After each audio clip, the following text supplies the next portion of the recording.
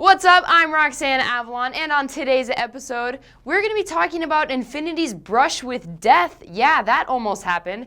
As well as why Cadillac continues to be awesome, as well as some unfortunate news for all you NASCAR fans out there. It looks like the Speed channel won't be around much longer.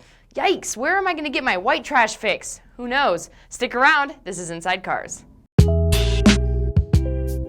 Say it ain't so, Nissan Infiniti is about to get axed? Well, not anymore, but that was the case a couple years ago. Nissan's VP Andy Palmer just revealed to Wards that his boss Carlos Ghosn proposed to kill off the luxury brand a few years ago, but Andy and all of his saving grace actually refused, and now there is still a luxury brand thanks to Andy Palmer. You go, Andy. Woo.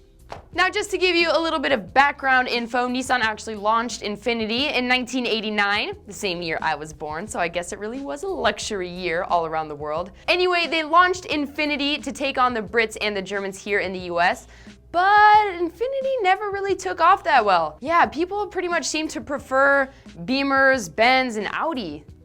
Beamer, Benz, and Audi. Beamer, Benz, and Audi. Okay. Anyway, yeah, and something tells me that Infiniti's tactic to rename everything starting with a Q isn't really gonna help that much. But, you know, good luck anyway. Next up, we're gonna be talking about one of my personal favorites, as you guys already know, the one, the only, Cadillac. Holla! After winning tons of awards, Cadillac is actually going to be expanding its ATS lineup to include a coupe. Now, the ATS is the brand's smallest car and actually just launched last year, and it's been duking it out with the likes of the BMW 3 Series as well as the Mercedes C-Class, who both have coupes in their lineup, so it would make sense for Cadillac to follow suit. Well, going back to the theme of potential goodbyes, here's one that might actually still happen. Word is that Fox is moving closer and closer to killing off the Speed channel. No! Now, if you're a true car fan, you know what the Speed channel is, but if you're not, let me fill you in. It's actually cable's largest auto network. Yeah, so Fox is actually thinking of replacing Speed TV with this show. Just kidding. They're actually thinking of replacing it with a general sports network called Sports Time with Roxanne Avalon. Yeah, just kidding again. Hey, we can all dream, right? Well, so only time will tell to be Speed or not to be Speed. Don't do Speed, but watch Speed so they don't cancel it. Hey, if it doesn't, at least we won't have to watch any more old white guys buying up Batmobiles for ridiculous amounts of money, which I'm not gonna lie is kind of my guilty pleasure. Sue me. All right, it's time for us to shift gears, which has nothing to do with a robot. But anyway, we're gonna be taking a look at the top 5 slowest sports cars that were ever released, allegedly. Now, coming in at number 5, it may be number 5 on the ranks of slowest cars, but it comes in at number 1 on our ugliest cars. Anyway, it's the Porsche 914. Now, this was a joint venture between Porsche and VW, and no one bought it. What a shocker. Maybe no one bought it because it actually takes 13 seconds to go from 0 to 60. Come on, I feel like I could run that fast. 13 seconds for a Porsche? Jeez. Well, I mean, it did have a better model with quicker specs, so it does have some merit, but not enough because apparently it made number 5.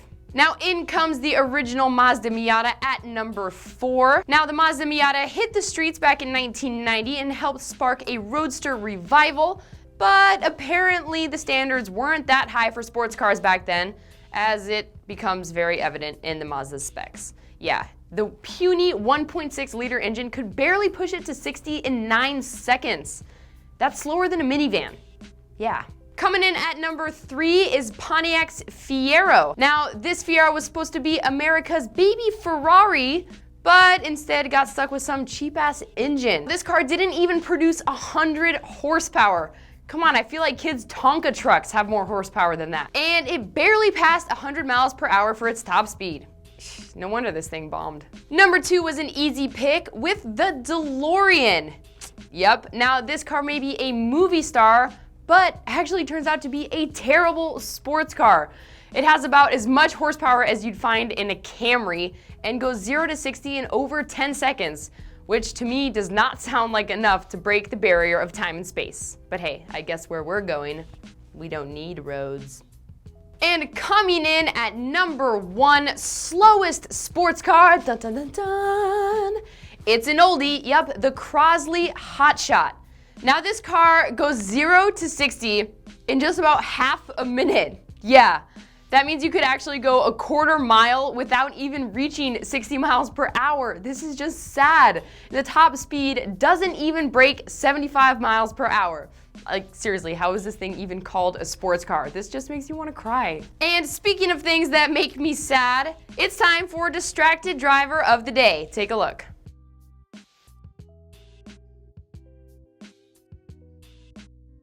Oh, there he goes. Look at that. Look at that. Oh, he's off the road. He's off the road. Oh shit. Dude, he's gonna hit. He's gonna hit. God, I wish I was behind the wheel. I might take the guy out myself, do a pit maneuver on his ass. Oh, there it is. Oh, got him. Oh, no. Slow down. Okay, that's good. Goodbye. That's it right there. Slow down. Oh my God. Stop. Oh my God. Stop. Completely? Yeah, just stop right there. He's off the road. That's it right there. Well, guys, that wraps it up for today's episode. Thank you so much for watching. Make sure you give us a little thumbs up and like our video, subscribe to our channel, and of course, don't forget to leave us some comments. I'm Roxanne Avalon, and I'll see you next time on Inside Cars.